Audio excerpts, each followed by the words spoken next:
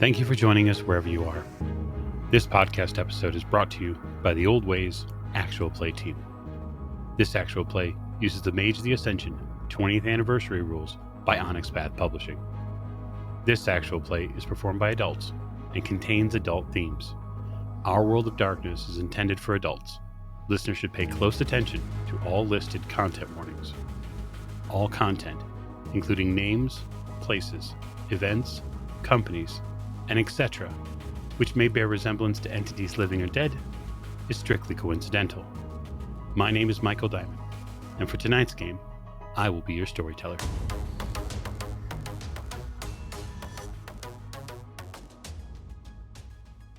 Thank you for joining us again on another episode of the Old Ways Podcast. I am your storyteller this evening, Michael Diamond. My pronouns are he, him, and we are back with our Mage the Ascension Chronicle.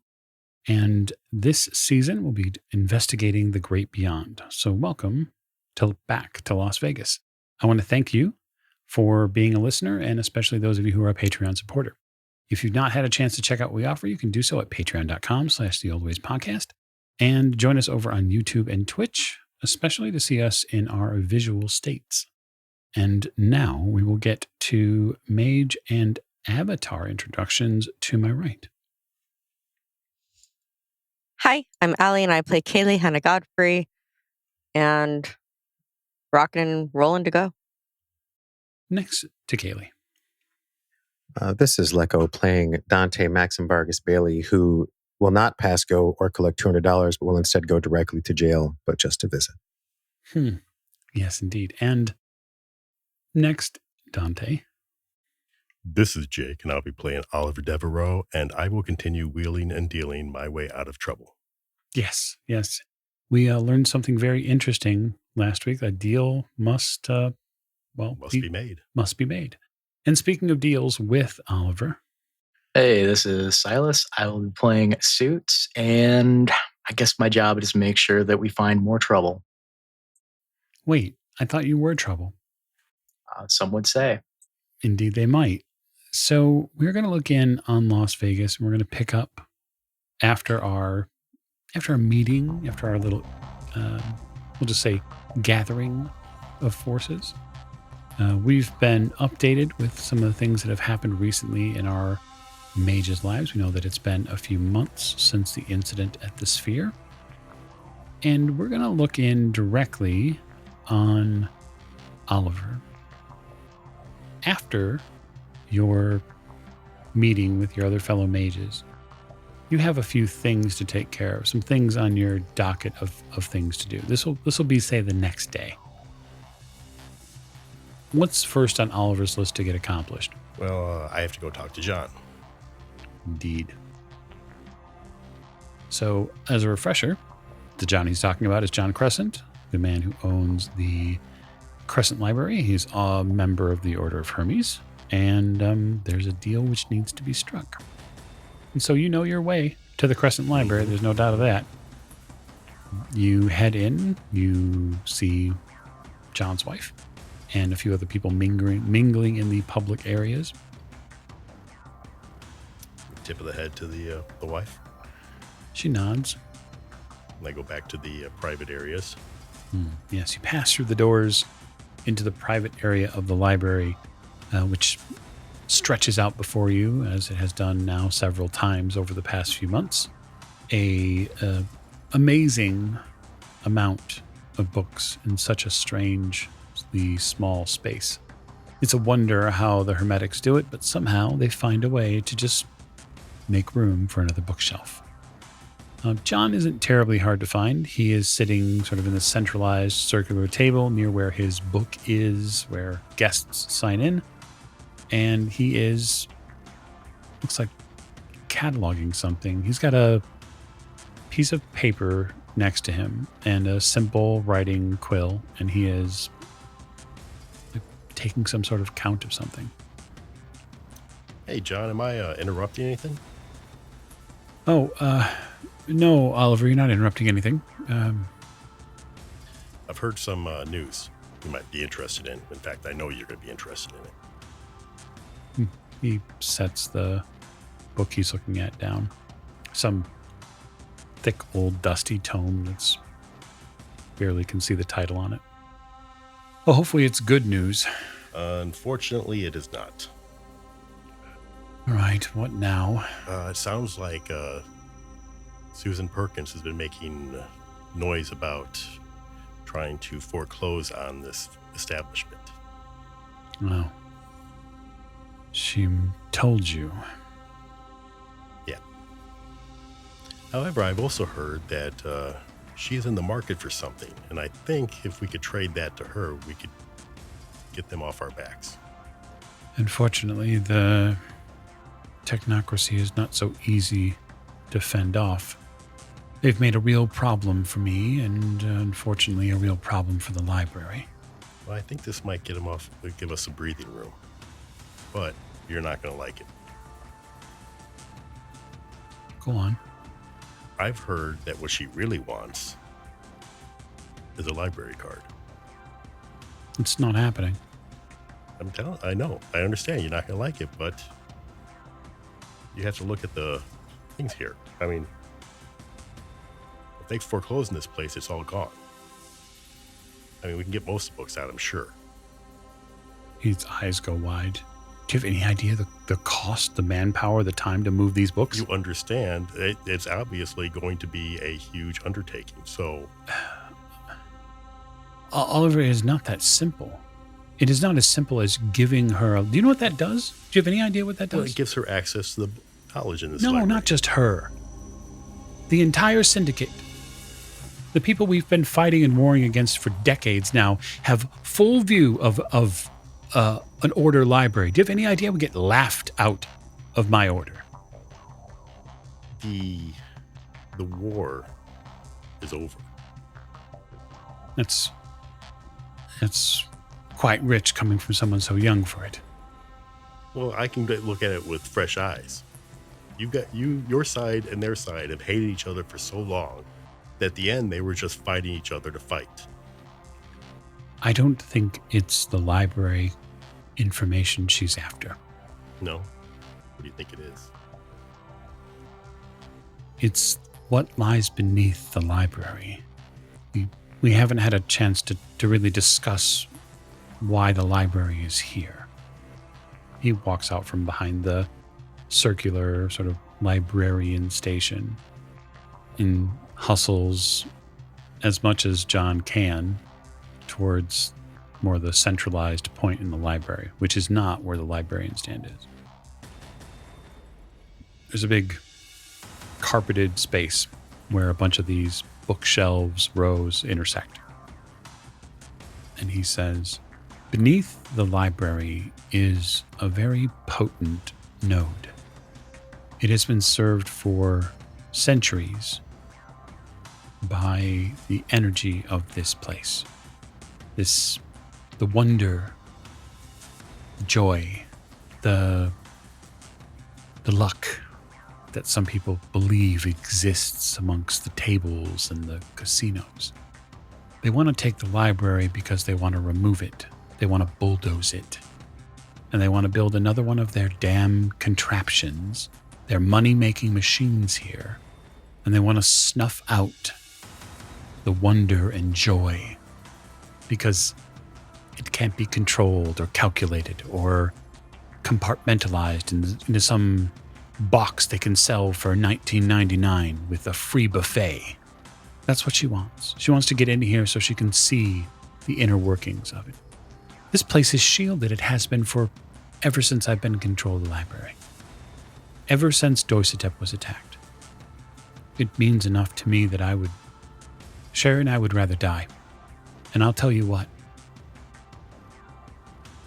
If they come for this place, I'll raise hell. And I don't think it'll matter. No. You might not think it does. Choices always matter. It's all we've got. Recently, we have been working very hard to foster new ways of finding funds. Everything in this city is so locked down or rolled back eventually to some syndicate business.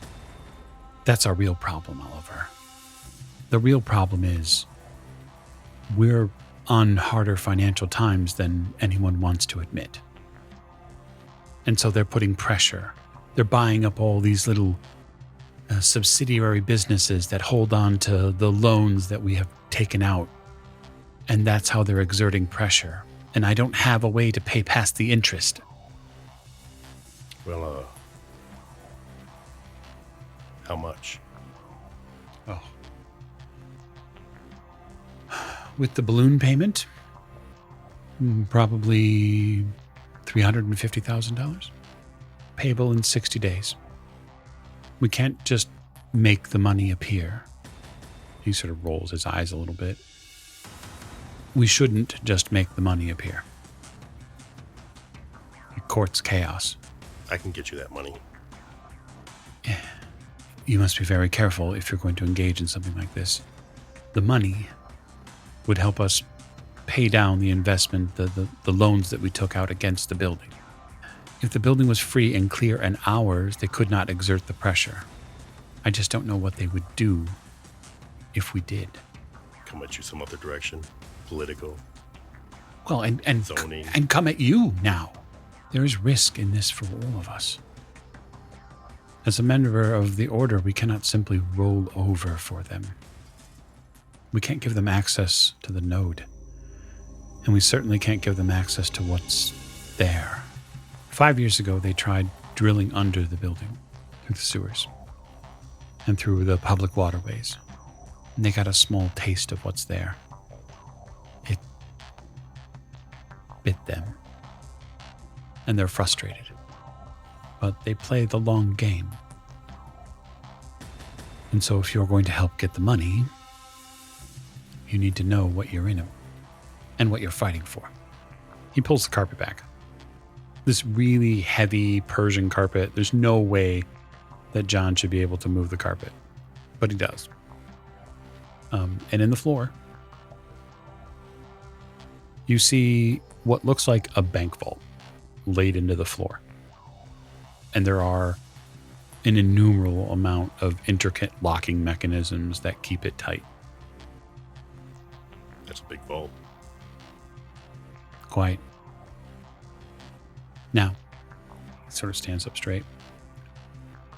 I'm willing to show this to you, provided you will swear yourself to secrecy. Scout's honor. It's on the honor of your membership to the Order. He takes out something from his pocket you're not expecting. He takes out a wand.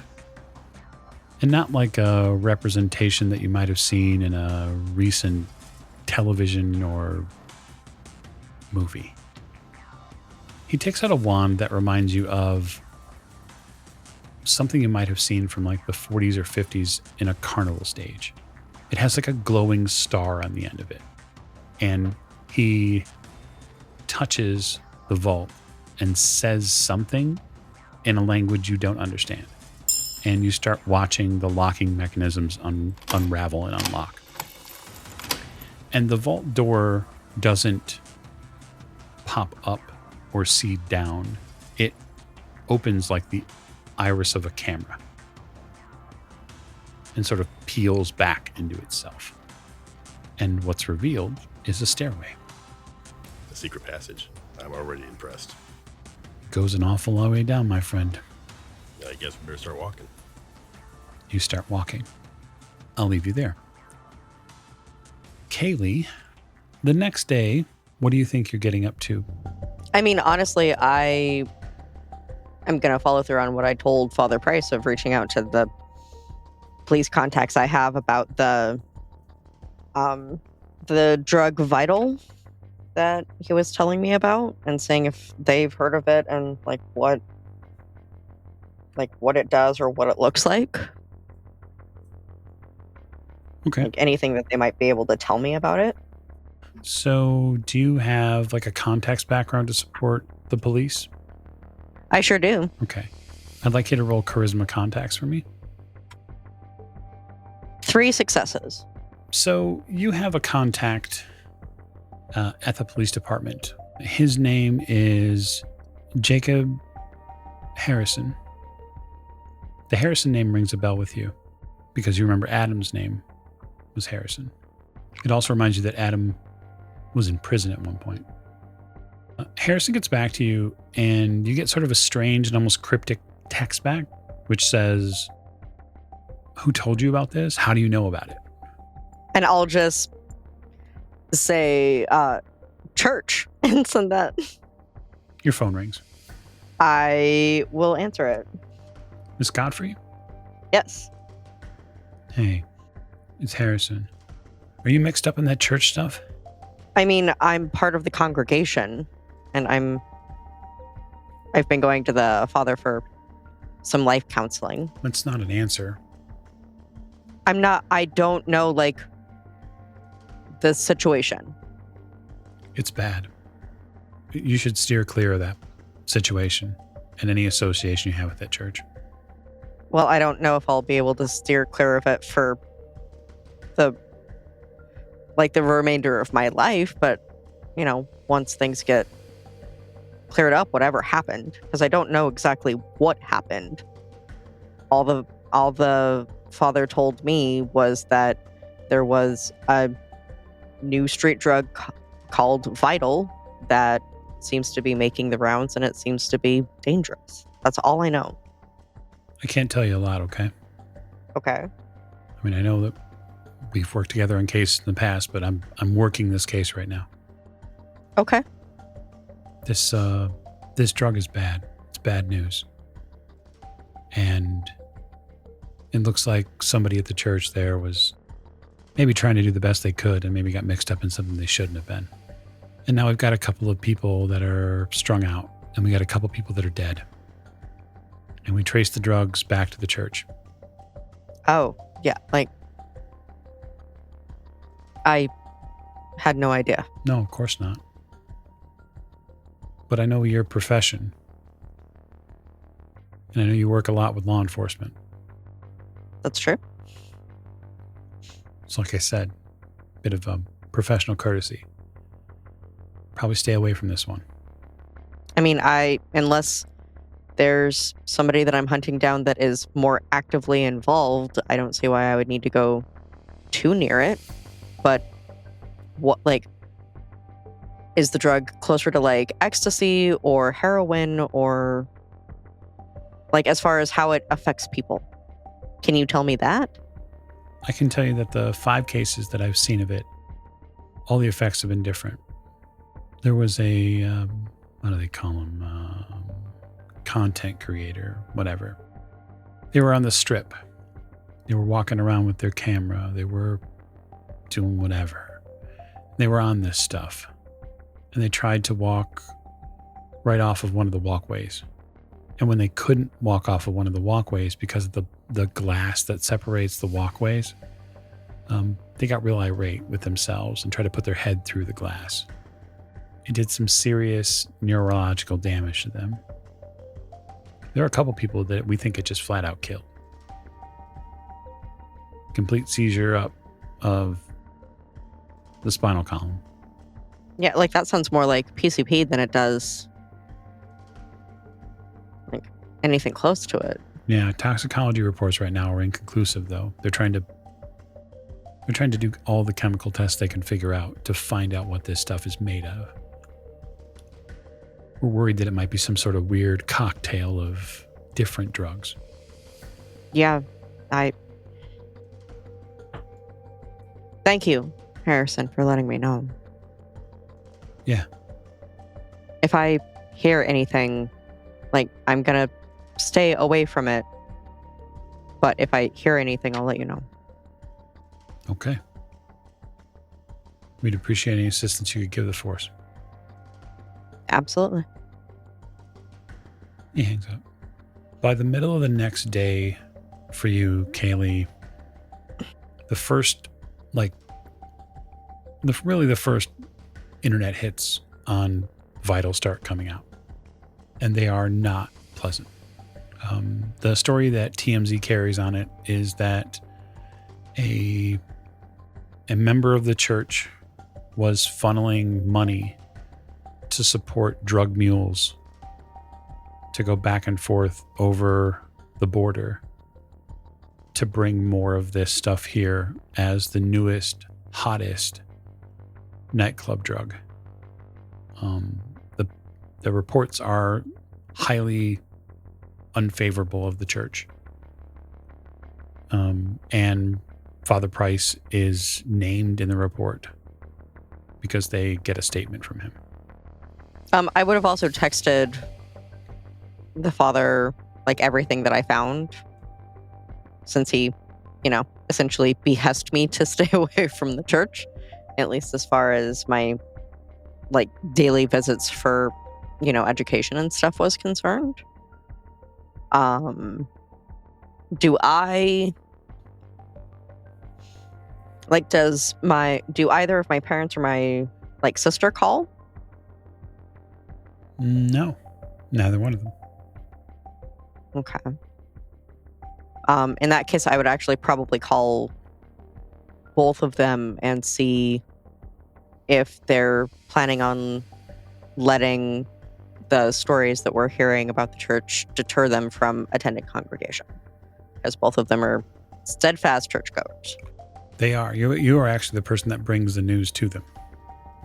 They comment that they don't read TMZ, and so they were not aware of it. And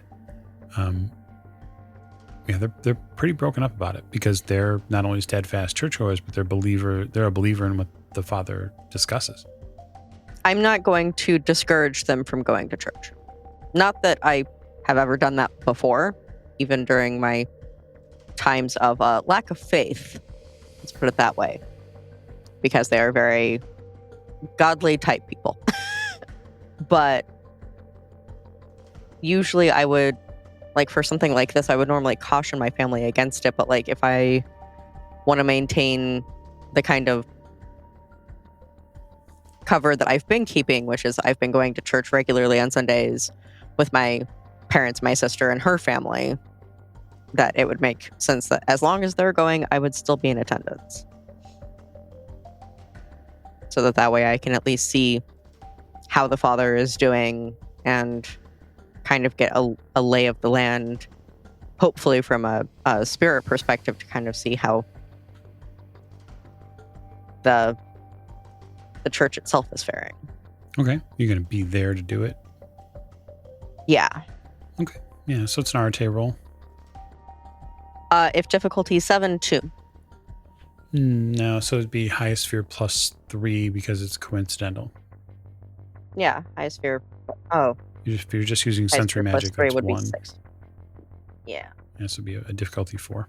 Difficulty 4. So still just 2. Okay. The church energy feels pretty muted. It doesn't feel as vibrant as it used to. Imagine the church is a turtle that was moving along just as it always would. And then it encountered something and its head and arms and legs pulled back into its shell. Okay.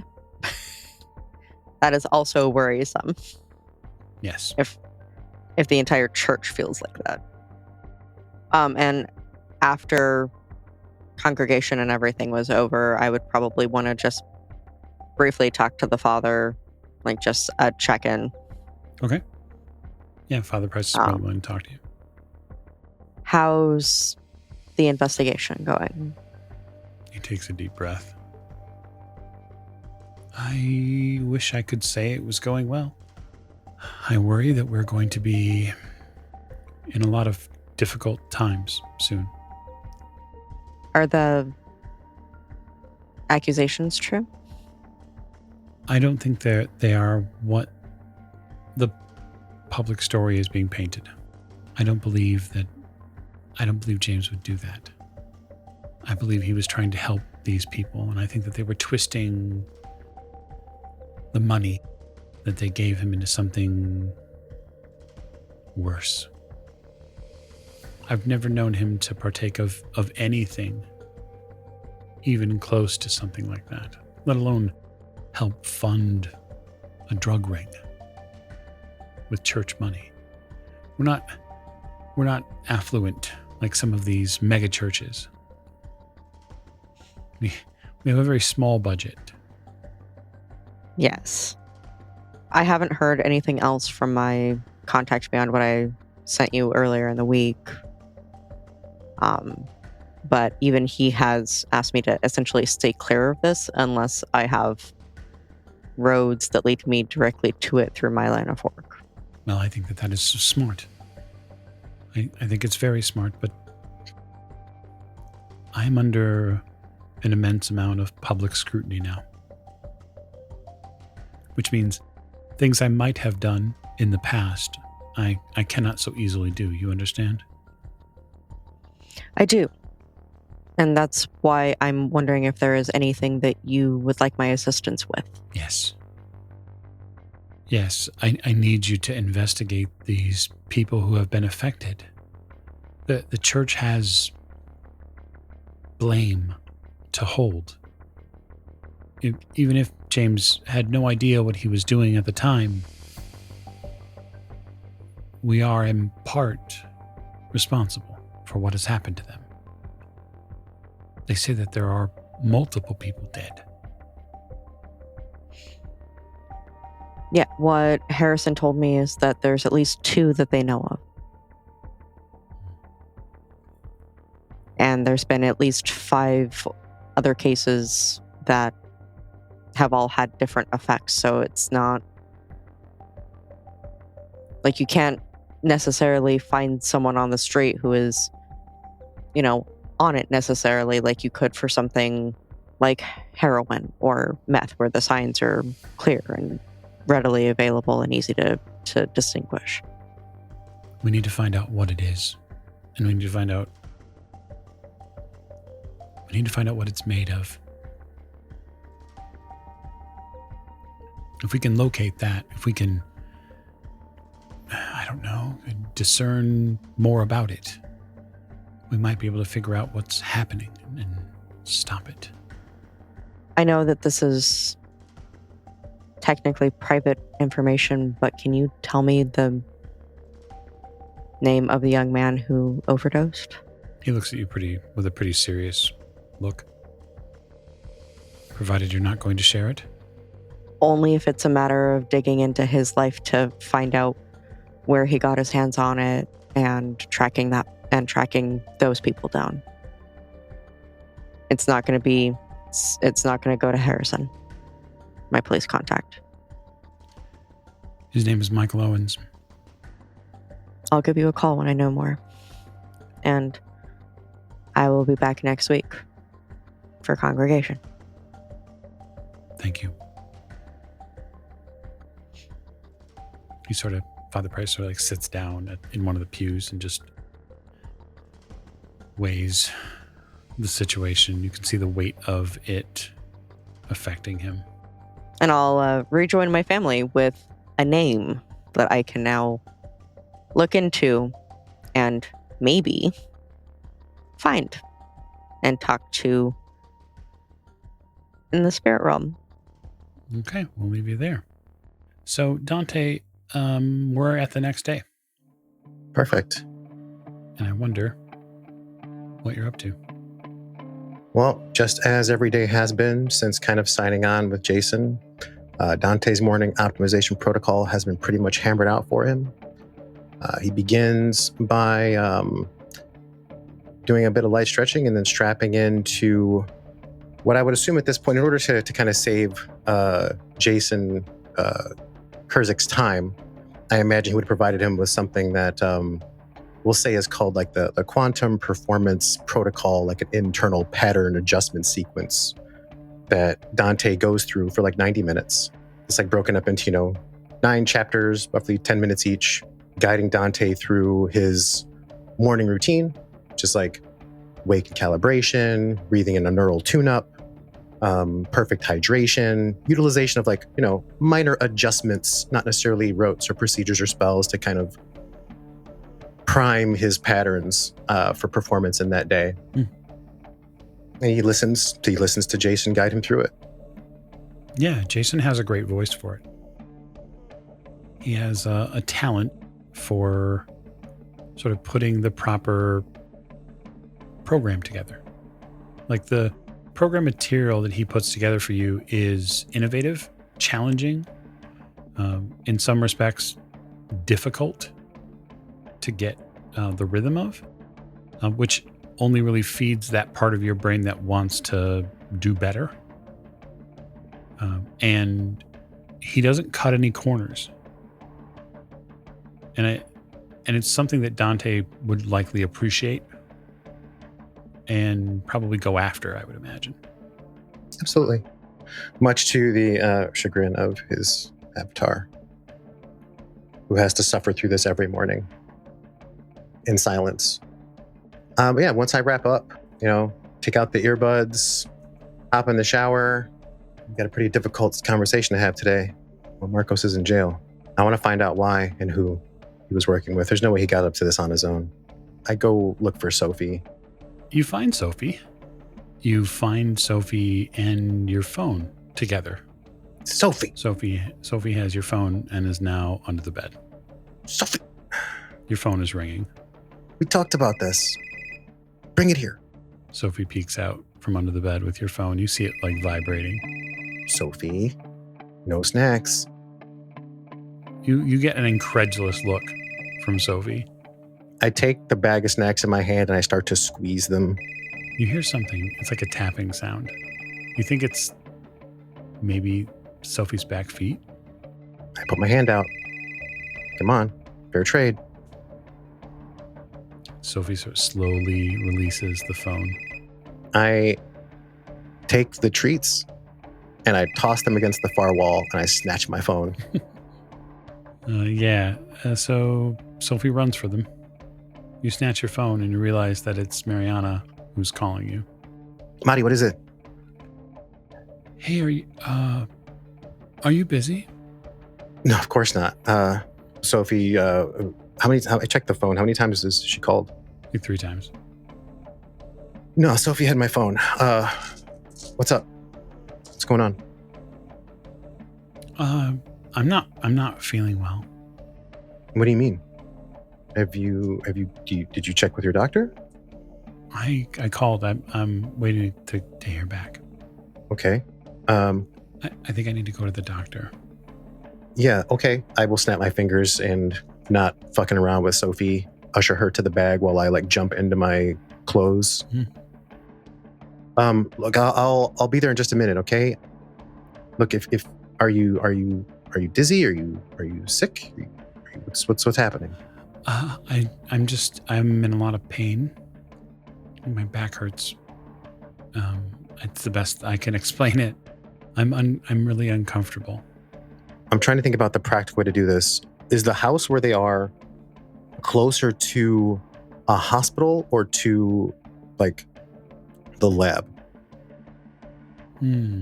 It's probably closer to the lab than it would be to a hospital, given the way that Las Vegas is structured. All right, look, I'm going to call someone to come pick you up, and they're going to take you to a doctor that works with me personally, okay? And I'll meet you there. Oh, okay.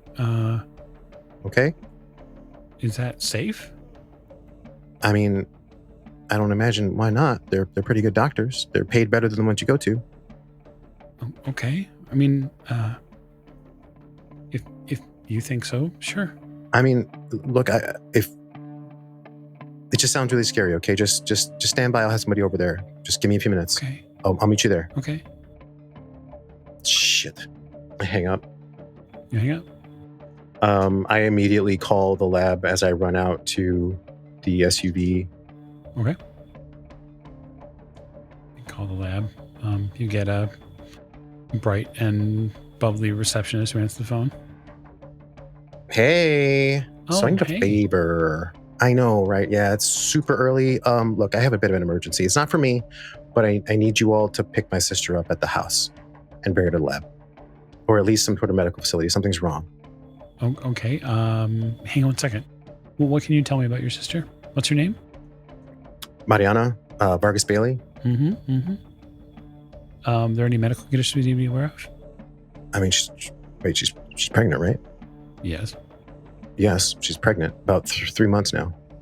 It'd be more like 4.5 or 4 5 months. now. 4 months, close to 5 months. She's 5 months along. Okay. Yep. Okay. I slam on the gas. Do you have an address? Considering I am perfectly optimized particles right now, I am totally Knight Ridering through the streets Oh, in I this love SUV. that. So why don't you make me a Dex drive roll there? Does a Daredevil apply?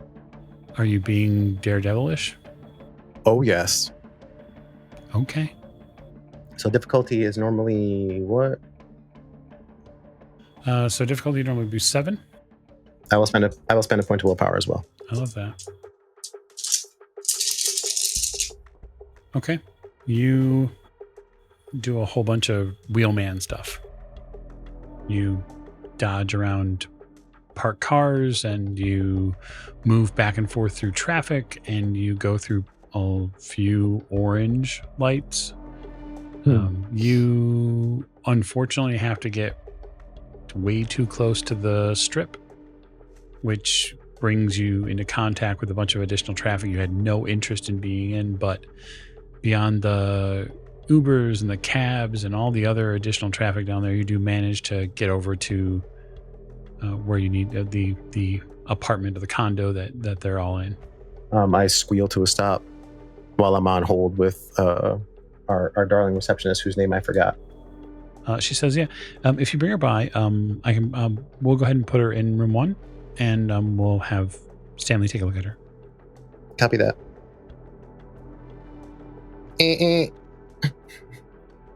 Marianne comes to the door, and you see her moving very slowly out the door. I run out to her. She puts her hand up, as you get close. Don't Slow down. Don't touch me. Don't touch me. Okay. I do the whole I'm not touching you, my arms are out just in case she falls dance the whole way. Give me a perception alertness roll.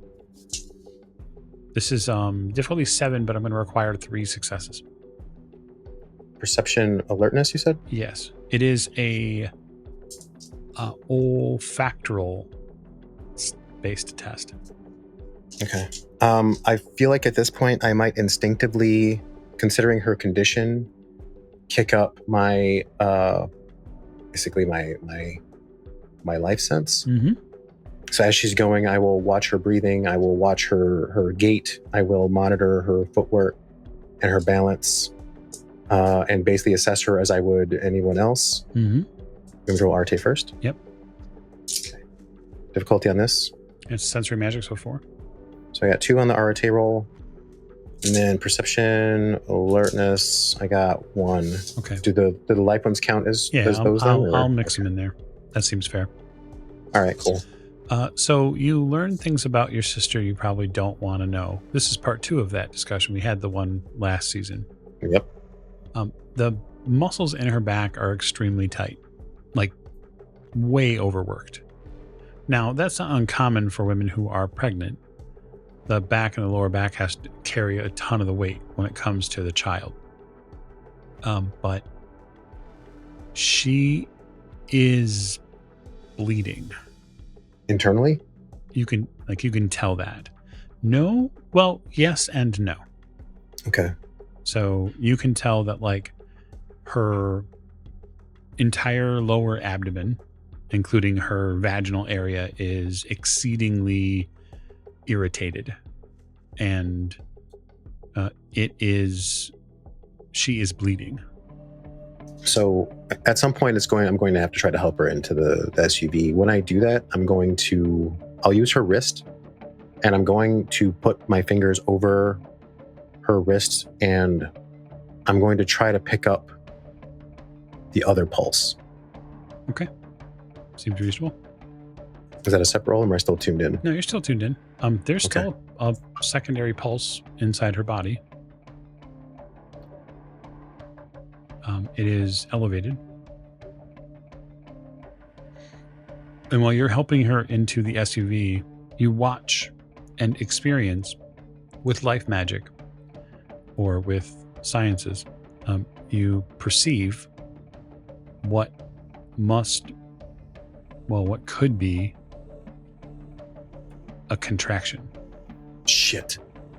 You watch the entire entire like lower portion of her body sees first slowly, and then like it's almost like like everything around that space gets tight and contract, and she has an obvious physical reaction to it. She grabs onto like the side of the door handle, and she grabs onto the seat, and she tries to like lower herself into the SUV seat. Wherever you're taking me, we need to go. I got you. I know she's probably going to hate this, but it's the only weapon I got right now. So when I climb into the driver's seat, I'm going to flip on basically the so part of my regiment involves basically like, where is it? An endurance piece that involves like locking out pain to get through like the harder parts of training. So it's more like a lock-in, right? Like a pain gate control is really what it is. Okay. So I'm going to, I think I have memorized by this point. As Jason is talking, I'm going to talk her through it, even if she's not listening, because I'm trying to instill it in her. Okay. I have no idea. I'm not a doctor. So this is probably a mind 2 roll for me. Yeah, sounds like it. Okay. I will spend another point of willpower. So with willpower, that's 3. Okay. And the goal is to alleviate the mental. It is specifically to allow her to gate off her pain so that she can focus and think. Basically, it helps her calibrate her nervous system feedback to allow for full exertion without distraction.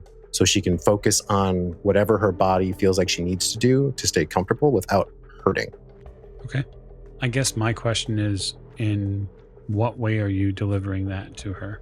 I'm as Jason is talking on the audiobook, I am talking to her. Okay. And I'm delivering it to her regardless of her protest or what she's saying. I'm literally just like, it almost as if much like if I had like a self-help book and I were just reading it to her while I'm in the car, because it's what I have. Like, this is the mechanism I have, so I'm using it on her. Okay, fair enough. I'm forcing her to listen to it because now it's on the SUV speakers. So have fun with this, Bose. Boom, boom. Yeah, she logs her very verbal protest. You probably get told to shut the fuck up like a handful of times. It's fine. I don't stop. It probably takes a couple of minutes before like she just seemingly seems to block you out. But seeing like her mental pattern, you realize that she's not blocking you out. She's in her own mind getting control over the pain. There you go. I'm sure at some point I jump the curb. Oh yeah. Out of the way, asshole! I hop out of the car. You hop out of the car to see what look like lab assistants coming out with a gurney. Hurry up! They gingerly help Mariana onto the gurney. She's doing her best to gate the pain, but that does not change like the anxiety that surrounds something like this. They wheel her directly basically through the front door. Okay. I'm going with them. I'm not dropping her off. No, I'm going to hold on to her hand the whole time, and I'm going to run basically with them into facility. Yep. You do so. You are joined in this room. They wheel her into this first room. It's not an OR by any means, but it is a medical room. And Stanley is in there, and there's a bunch of like additional devices and medical tools that are there. And he has like a headset on. Not like an audio headset, but like a full-on like VR helmet. I will immediately and kind of reflexively, because I'm so used to doing this with my own stuff, as we're coming in, I'm going to eyeball her for a second and see what she's focused on. If it's not me, I'm going to go to my watch, and all the information that I already pulled from her, I'm going to flick it into that terminal over there. Oh, hey, that's helpful. Thanks. Ooh, okay. So... She's in a lot of pain, Doc. Yeah, I can see that. Oh. Stanley might be in luck. Yeah, she's in a lot of pain, but I don't think it's what you think it is. Well, I don't know what I think it is. That's why I'm here. He puts gloves on and gets sort of prepared. Hi, Mariana, my name's Dr. Stanley. I work with your brother. I'm here to help. I'm a doctor. She gives you like a look like, where the fuck did you take me? This does not look like a hospital. And then she goes back to being in pain. It's going to be okay. Can we give her something? Yes, we are going to give her something, but it's not as simple as just giving her something. It's way more complex than that. He takes her vitals. He like straps like a device, basically devices to her. Mm-hmm. He puts one on her arm, and then he places one. It almost looks like a capelet, like around her, like her shoulders. And he says this should help with the temperature difference. And you can see her feel like the cooling temperature on her shoulders. Okay. So, Dante, I need to do some tests. I need to work with her directly, okay? I give him a look I that know. avoids projection, and the projection is obvious. I'm screaming in my mind right now at him. You have to fix this. I know. That's what you want. I need your sister to take her sweatpants off. So if you don't mind, you can either assist with that, or you can leave the room. I will look to my sister, and I will get close. And she gives you like a look. She's like, turn around. I can take my own pants off. I will turn my back, but I will keep my hand. I will keep my hand on her, as I let them do whatever, and I will just look away as they work, to afford her some dignity and afford myself the, considering I know what's going on and I don't need to look, it's bad enough as it is. I will try to grit my own teeth and steady myself for what I'm probably going to witness. So Stanley's careful, and he is very gentle. He examines her stomach, and after a minute or two seems to almost look relieved, and he says, okay, I don't think this is preterm labor. I think this might be something different, but associated with it. I think you might be going through PPROM. I think there might be membranes on the amniotic sac might be rupturing or damaged. Did you do anything lifting or movement or anything that could have sparked this? Mariana shakes her head no. I didn't do anything. I woke up and I was suddenly in pain. Okay. I'm going to prescribe some betamethasone, and I'm going to give you just a little bit of terbutaline. That should ease some of this, but it's got to be done subcutaneously. He takes out a series of like syringes. Dante will continue kind of patting her on the shoulder. The whole point of what we're trying to do is we're trying to stop your body from thinking it needs to be in labor, okay? Because the baby is not ready yet. We all know that. So if we can slow the process down and hopefully find a way to strengthen the membrane that keeps the baby where it's supposed to be, then the bleeding should stop and hopefully there won't be any leakage of amniotic fluid. That's the biggest concern.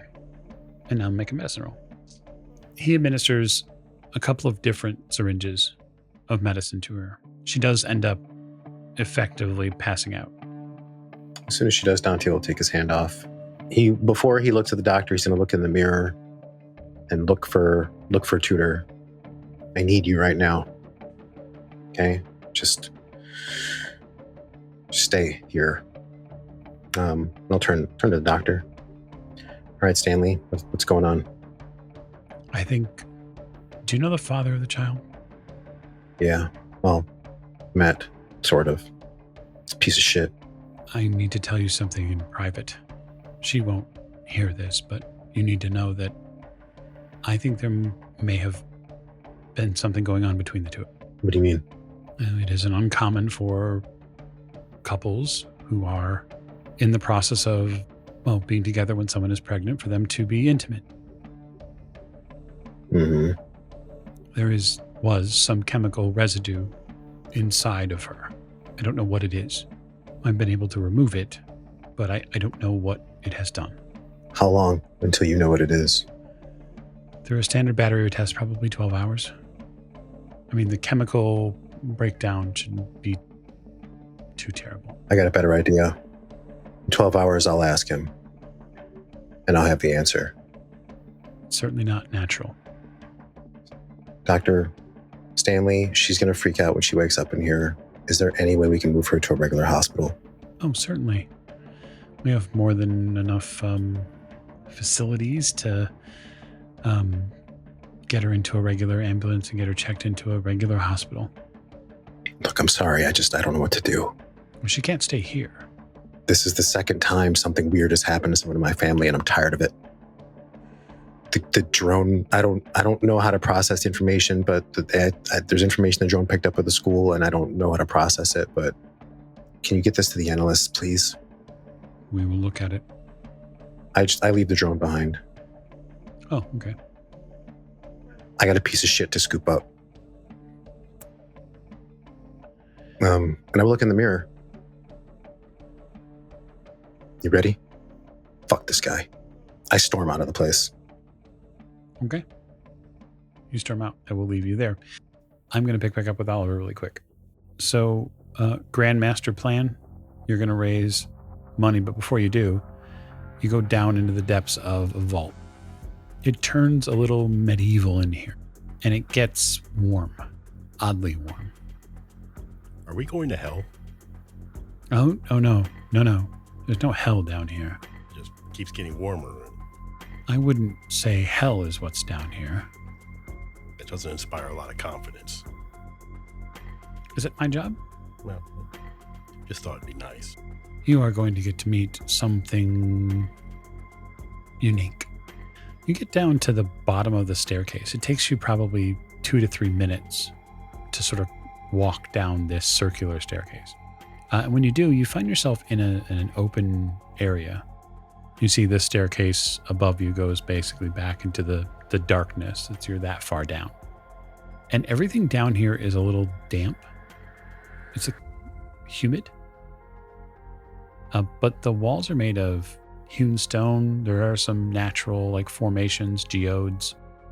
There are lights down here, but they're all torches. It really fits the medieval flair.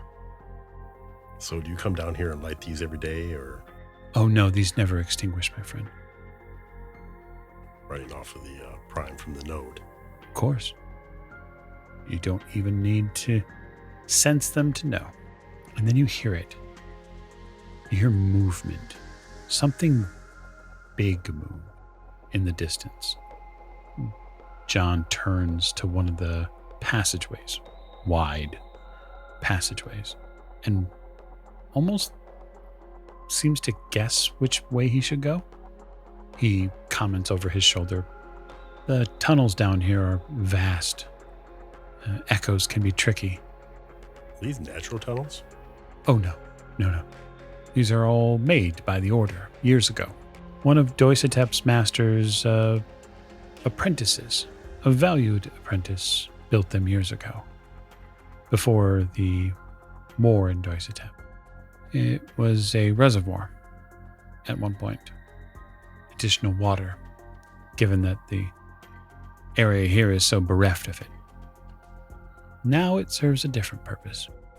You walk down the passageway, passing stack after stack of what look like almost like barricades that are on the sidewalls that could be pulled out to stop people from moving down here.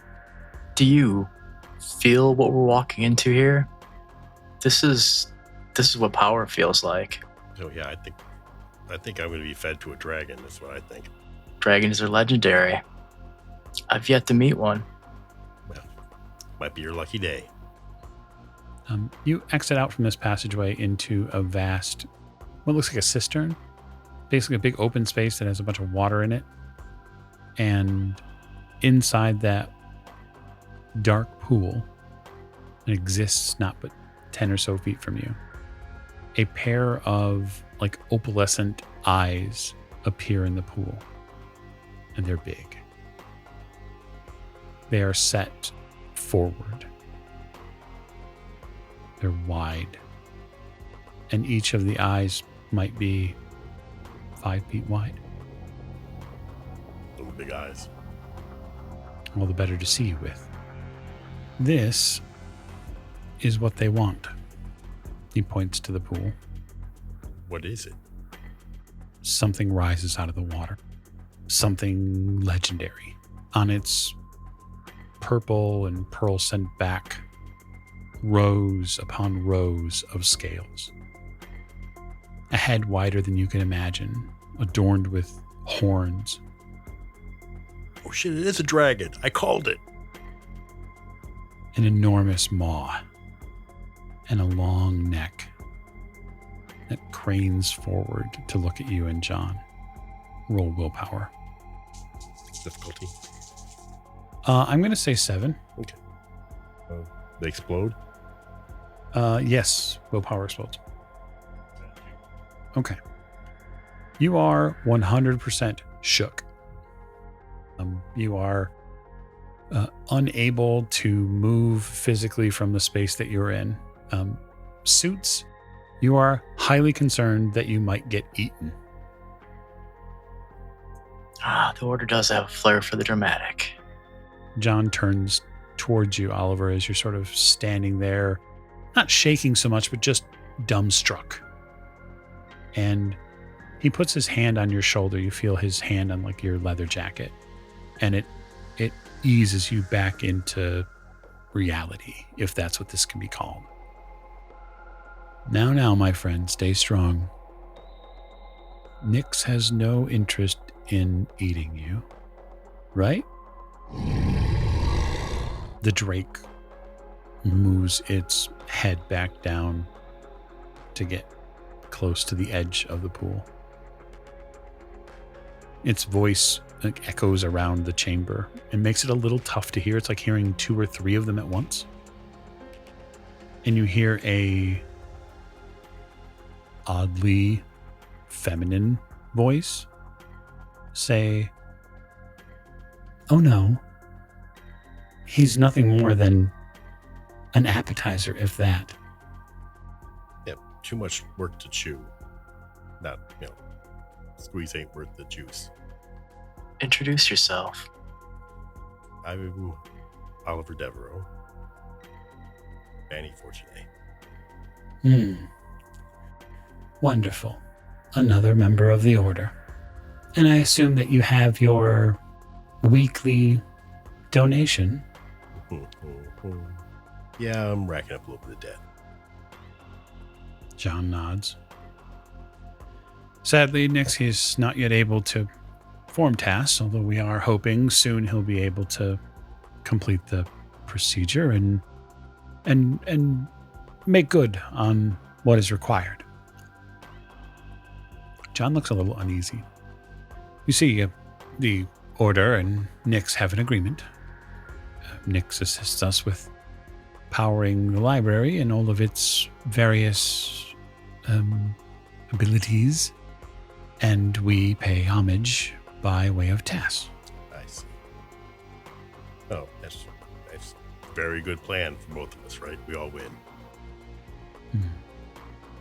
It's not something I would prefer, but the age of man has long since spun forward.